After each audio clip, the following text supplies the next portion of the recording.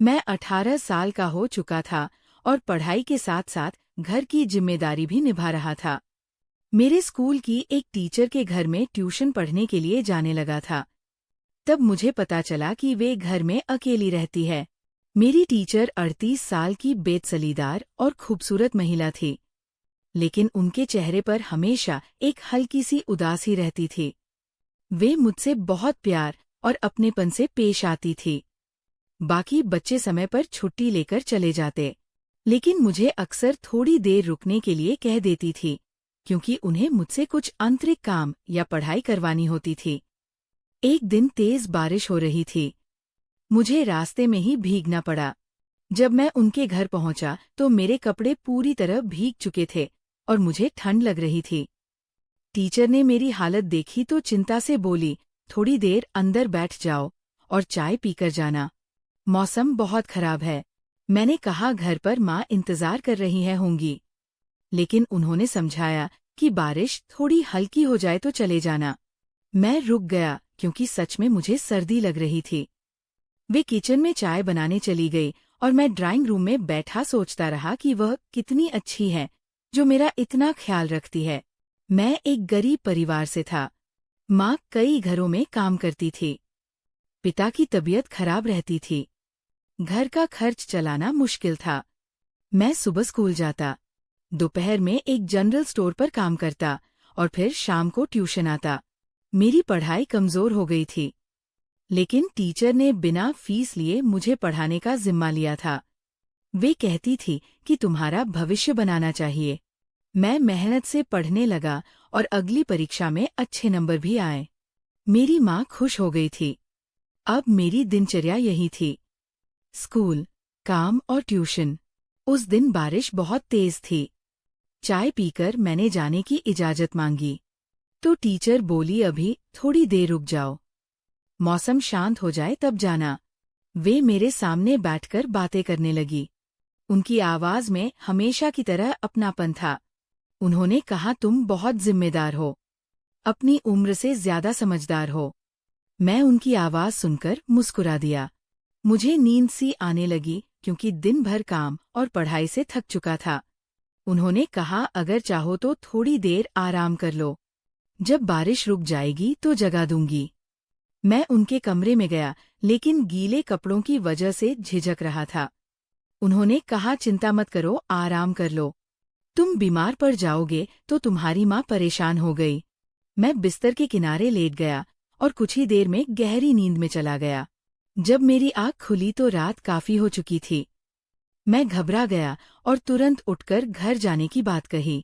Teacher ने शांत स्वर में कहा, घबराओ मत, मैं तुम्हें अभी छोड़ देती हूँ। बारिश थम चुकी है। उन्होंने मुझे तौलिया दिया ताकि मैं खुद को सुखा सकूं और फिर रसोई से थोड़ा नाश्ता लाकर दिया। मैंने जल्दी से खाया क्योंकि मुझे घर की चिंता थी। रास्ते में वे मुझे दरवाजे तक छोड़ने आई और बोली, अपना ख्याल रखना, तुम बहुत मेहनती हो, तुम्हें जिंदगी में बहुत आगे जाना है। उस दिन मुझे एहसास हुआ कि वे सिर्फ एक टीचर नहीं बल्कि एक सच्ची मार्गदर्शक है।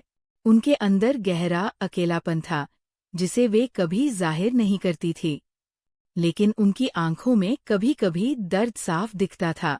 मैं 18 साल का था और उस रात के बाद मेरे मन में अपनी टीचर के लिए एक अलग सा सम्मान और अपनापन और भी गहरा हो गया था। अगले दिन जब मैं ट्यूशन पहुंचा तो उन्होंने सामान्य तरीके से पढ़ाना शुरू किया, लेकिन मैं महसूस कर रहा था कि उनके व्यवहार में हल्की सी गंभीरता आ गई है। शायद उन्हें भी एहसास था कि अब मैं बच्चा नहीं रहा बल्कि समझदार हो चुका हूँ। ये पढ़ाते समय अक्सर कहती थी, शेखर, तुम मेहनत करोगे तो बहुत आगे जाओगे, तुम्हारे अंदर कुछ अलग है। मैं उनकी बातों से प्रेरित हो जाता था। घर की हालत अब भी कठिन थी। पिता की दवाइयों का खर्चा बढ़ गया था। माँ सुबह से शाम तक काम करती थी और मैं स्कूल के बाहर दुकान पर बैठता था, फिर ट्यूशन जाता था। थकान मेरे चेहरे पर साफ दिखती थी। एक दिन पढ़ाई खत्म होने के बाद उन्होंने मुझे रोक लिया और कहा, तुम बहुत थके हुए लग रहे हो, क्या बात है? मैंने पहले तो टालना चाहा, लेकिन फिर दिल की बात कह दी कि घर की जिम्मेदारियां बढ़ती जा रही है, कभी कभी लगता है पढ़ाई छोड़ दो। उन्होंने सख्त लेकिन स्नेह भरी आवाज में कहा, ऐसी बात फिर कभी मत कहना। तुम्हारी मेहनत एक दिन तुम्हारे घर की तकदीर बदलेगी। उनके शब्दों में ऐसा भरोसा था कि मेरी आंखें नम हो गई। वे कुछ देर चुप रही, फिर बोली, क्या तुम्हें पता है, मैंने भी अपनी जिंदगी में बहुत कुछ खोया है। मैंने पहली बार उन्हें खुलकर बात बोलते देखा। उन्होंने बताया कि कैसे अपने भाई बहनों के लिए उन्होंने अपनी इच्छाएं त्याग दी, कैसे पिता की मृत्यु के बाद उन्होंने नौकरी संभाली और सबको पढ़ाया लिखाया। लेकिन अंत में जब सब अपने रास्ते चले गए तो वे अकेली रह गई।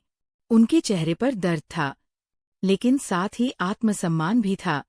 उन्होंने कहा, शेखर, जिंदगी में सबसे मुश्किल काम है मजबूत बने रहना। जब अपने ही साथ छोड़ दें। मैं उनकी बातें ध्यान से सुन रहा था। मुझे लगा जैसे वे मुझे नहीं खुद को समझा रही है। कुछ दिन के बाद हमारी बातचीत सिर्फ पढ़ाई तक सीमित नहीं रही, बल्कि जिंदगी के अनुभव तक पहुंच गई। वे मुझे किताबों के साथ साथ जीवन की समझ भी देने लगी। मैं भी उनसे अपने सपने साझा करने लगा। मैं कहता, एक दिन बड़ा अफसर बनकर माँ को आराम दूंगा। वे मुस्कुराती कहती, और मुझे मत भूल जाना। मैं मजाक में कहता, आप तो मेरी प्रेरणा है, आपको कैसे भूल सकता हूँ। धीरे धीरे हमारे बीच एक गहरा भरोसा बन गया था, लेकिन उसमें मर्यादा और सामान साफ था। एक शाम फिर मौसम खराब हो गया, बिजली चली गई थी, कमरे में लगा अंधेरा था। वो बत्ती की रोशनी में वे पढ़ा रही थी। उस पर मुझे पहली बार एहसास हुआ कि वे सिर्फ मेरी टीचर नहीं, बल्कि एक ऐसी इंसान है जो भीतर से बहुत अकेली है। उन्होंने अचानक पूछा, शेखर, अगर तुम्हें जिंदगी में सब कुछ मिल जाए तो क्या करोगे? मैंने कहा, सबसे पहले माँ के लिए एक छोटा सा घर खरीदूंगा और फिर आपकी तरह किसी जरूरतमंद बच्चे की मदद करूंगा। वे चुप होकर मुझे देखने लगे। उनकी आंखों में गर्व था। उन्होंने धीरे से कहा, मुझे तुम पर विश्वास है, तुम्हारी सोच साफ है। उस दिन उन्होंने कहा, अब तुम 18 साल के हो चुके हो, तुम्हें अपने फैसले खुद लेने सीखने होंगे। दुनिया आसान नहीं है। मैं समझ गया कि वे मुझे मजबूत बनाना चाहती है। उस रात मैं घर लौटा तो माँ ने पूछा, देर क्यों हो गई? मैंने कहा, पढ़ाई ज्यादा थी। माँ खुश हो गई, मैं मेहनत कर रहा हूँ। कुछ दिनों बाद स्कूल में मेरा परिणाम आया और मैं सबसे अच्छे अंकों से पास हो गया। सबसे ज्यादा खुशी मेरी टीचर को हुई। उन्होंने कहा, ये तो बस शुरुआत है, असली सफर अभी बाकी है। उन्होंने मुझे कॉलेज में दाखिले की सलाह दी, लेकिन पैसों की चिंता मुझे परेशान कर रही थी। तब उन्होंने कहा, अगर जरूरत पड़े तो मैं मदद करूंगी, लेकिन इसे उदार समझना तुम्हें लौटाना होगा। मैं उनकी इसे आत्मसम्मान वाली सोच से प्रभावित था। मैंने तय किया कि मैं मेहनत कर छाते और वृत्त लूंगा ताकि उन पर बोझ ना बने। धीरे धीरे मुझे महसूस होने लगा कि उनके प्रति मेरे मन में सिर्फ सम्मान नहीं बल्कि एक भावनात्मक जुड़ाव भी है। लेकिन मैं समझ नहीं पा रहा था, क्या ये सिर्फ करता थी या कुछ और। मैं खुद को समझाता था कि वे मुझसे उम्र में बहुत बड़ी है और मेरी मार्गदर्शक है। एक दिन उन्होंने भी गंभीर होकर कहा, शेखर, जिंदगी में रिश्तों के समझदारी से पहचानना जरूरी होता है।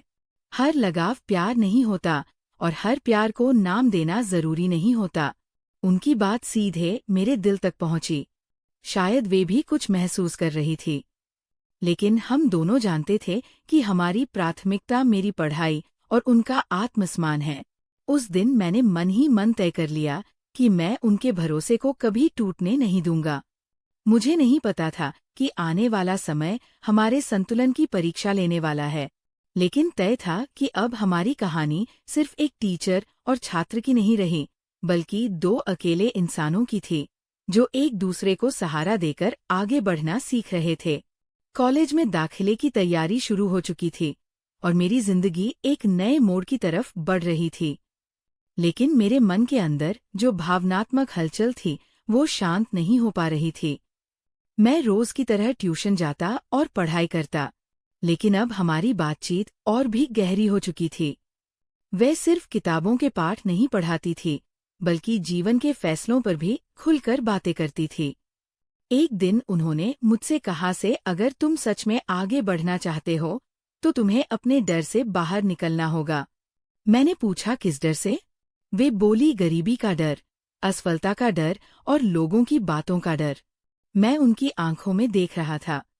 उनमें एक अजीब सा विश्वास था, जैसे वे मेरे अंदर छुपी ताकत को मुझसे ज्यादा जानती हो। उस दिन मैंने पहली बार उनसे साफ शब्दों में कहा कि अगर आप मुझे सहारा नहीं देती तो शायद मैं पढ़ाई छोड़ चुका होता। वे मुस्कुराई और बोली, सहारा तभी काम आता जब इंसान खुद चलना चाहता हूँ। तुम खुद मजबूत हो, मैं सिर्फ तुम्हें आईना दिखा रही हूँ। उनकी बात मेरे दिल में उतर गई, लेकिन उसी पल मुझे एहसास हुआ कि जो मेरे मन में उनके लिए जो जगह बन रही है वह सिर्फ सम्मान तक सीमित नहीं रही। मैं उनसे मिलने के बहाने ढूंढने लगा था। उनकी मुस्कान मेरे दिल की थकान मिटा देती थी। एक समझ में पहुंचा तो देखा वे खामोश बैठी थी। मैंने पूछा, सब ठीक है? उन्होंने कहा, आज मेरे छोटे भाई की बरसी है। ये सुनकर मैं चुप हो गया। उन्होंने धीरे से एल्बम निकाली और अपने भाई की तस्वीर दिखाते हुए बोली, तुम्हें देखकर मुझे हमेशा उसकी याद आती है, लेकिन अब तुम्हें देखकर सिर्फ याद नहीं आती बल्कि उम्मीद भी जागती है। मैं समझ गया कि उनका अकेलापन अभी भी कहीं गहराई में जिंदा है। मैंने हिम्मत कर कहा, आप अकेली नहीं हैं। मैं हमेशा आपका सम्मान करूंगा और साथ दूंगा। उन्होंने मेरी तरफ गंभीर नजरों से देखा और कहा, शेखर, साथ देने का मतलब समझते हो? मैंने सिर झुका लिया और कहा, शायद अभी पूरी तरह नहीं, लेकिन सीख रहा हूँ। वे बोली, जिंदगी में हर रिश्ता जिम्मेदारी मांगता है और जिम्मेदारी उम्र से नहीं समझ से निभाई जाती है। उनकी आवाज में नरमी थी, लेकिन एक सीमा भी साफ थी।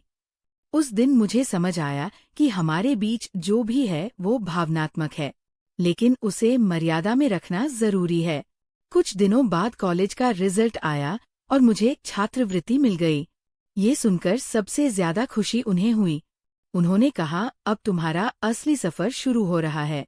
लेकिन कॉलेज दूसरे शहर में था। इसका मतलब था कि मुझे उनसे दूर जाना होगा। ये सोचकर मेरे दिल में अजीब सी कसक उठी। मैंने उनसे कहा, अगर मैं चला गया तो आप फिर अकेली हो जाएंगी। वे मुस्कुराई और बोली, इंसान को किसी के सहारे की आदत नहीं डालनी चाहिए।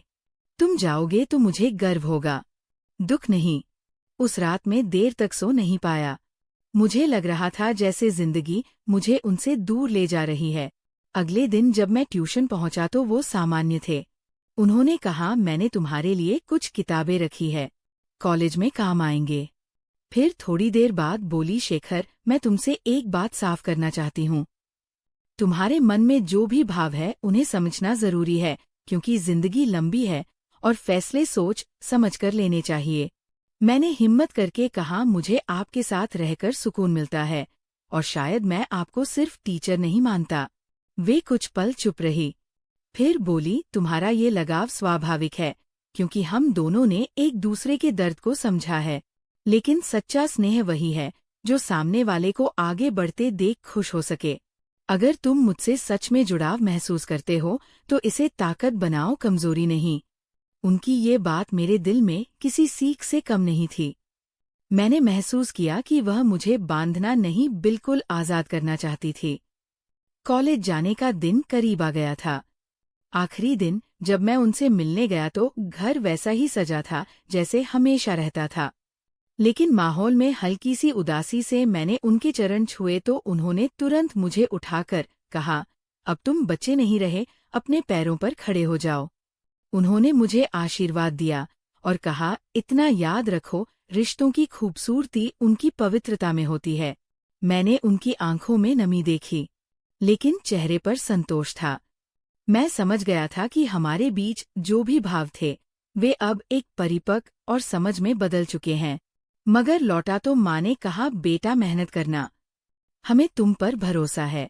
उस रात मैंने तय किया कि मैं अपनी भावनाओं को अपनी सफलता की ताकत बनाऊंगा और एक दिन लौटकर उन्हें गर्व महसूस कराऊंगा कि मुझे नहीं पता था कि कॉलेज की नई दुनिया में कदम रखते ही जिंदगी फिर एक नया इम्तिहान लेने वाली है। लेकिन इतना तय था कि अब मैं पहले जैसा कमजोर लड़का नहीं रहा था, बल्कि एक ऐसा इंसान बन चुका था जो रिश्तों की मर्यादाओं और जिम्मेदारी दोनों समझता है। कॉलेज की नई जिंदगी ने मुझे पूरी तरह बदलना शुरू कर दिया था। नया शहर, नए लोग, नई सोच। लेकिन हर नए अनुभव के साथ मुझे अपने टीचर की बातें याद आती थी। उनका आत्मविश्वास, उनका संयम और उनका वह वाक्य कि सच्चा स्नेह वही है जो सामने वाले को आगे बढ़ते देख खुश हो सके। मैं पढ़ाई में मन लगाने लगा। छात्रवृत्ति मिलने से आर्थिक बोझ थोड़ा कम हो गया था। फिर भी मैं खाली समय में लाइब्रेरी में पार्ट टाइम काम करने लगा ताकि घर पैसे भेज सकूं। माँ की आवाज़ फोन पर सुनकर वो हौसला मिलता, और जब कभी थकान ज्यादा होती तो मैं अपनी टीचर को संदेश भेज देता। वे हमेशा छोटा सा जवाब देती, मेहनत करते रहो, तुम्हारा समय बदलेगा। धीरे धीरे हमारे बीच बातचीत कम होने लगी, क्योंकि दोनों समझ चुके थे कि दूरी जरूरी है, लेकिन सम्मान और विश्वास वही था। एक दिन कॉलेज में मुझे मंच पर भाषण देने का मौका मिला। विषय था संघर्ष और आत्मनिर्भरता। मैंने अपने अनुभव साझा किया, बिना किसी का नाम लिए बताया कि कैसे एक मार्गदर्शन ने मुझे टूटने से बचाया और आगे बढ़ने की राह दिखाई। भाषण खत्म होने पर तालियां गूंजी और उसी पल मैंने मन ही मन उन्हें धन्यवाद कहा। कुछ महीनों बाद छुट्टियों में मैं अपने शहर लौटा। सबसे पहले घर गया। माँ मुझे देखकर रो पड़ी। पिता की सेहत थोड़ी संभली हुई थी। अगले दिन मैं उनसे मिलने गया। दरवाज़ा उन्होंने खुद खोला। चेहरे पर वही सादगी, वही शांत थी, लेकिन इस बार उनकी आंखों में अकेलापन कम और संतोष ज्यादा था। उन्होंने कहा, लगता है शहर ने तुम्हें बदल दिया है। मैंने मुस्कुराकर कहा, आपने जो सिखाया है वही साथ लेकर गया हूँ। हम ड्राइंग रूम में बैठे चाय पीते हुए बात करने लगे। उन्होंने पूछा, अब दिल कैसा है? मैंने समझते हुए कहा, अब दिल इस तरह है क्योंकि आपने मुझे सही रास्ता दिखाया था।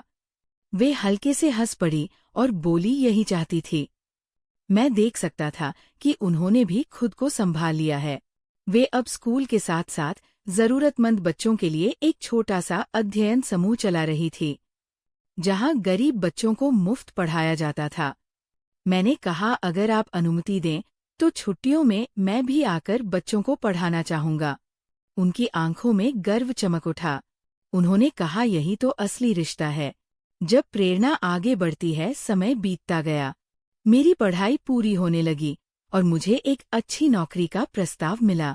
जिस दिन नियुक्ति पत्र हाथ में आया, मैंने सबसे पहले माँ को गले लगाया और फिर उन्हें फोन किया। उधर से कुछ पल खामोशी रही, फिर उनकी आवाज आई, मुझे तुम पर गर्व है शेखर। उस दिन मुझे समझ आया कि हमारे बीच जो भी भाव कभी रहे, वे अब एक मजबूत और पवित्र संबंध में बदल चुके हैं, जिसमें ना कोई भ्रम था, ना कोई असंतुलन, सिर्फ सम्मान करता और स्नेह। कुछ समय बाद मैंने अपने माता पिता के लिए एक छोटा सा खरीद लिया और गृह प्रवेश पर उन्हें भी बुलाया। वह तो माँ ने उनके हाथ पकड़कर कहा, आपने मेरे बेटे को संभाल लिया, वरना हम टूट जाते। ये सुनकर उनकी आंखें नम हो गई, लेकिन इस बार वो आंसू दुख के नहीं, संतोष के थे।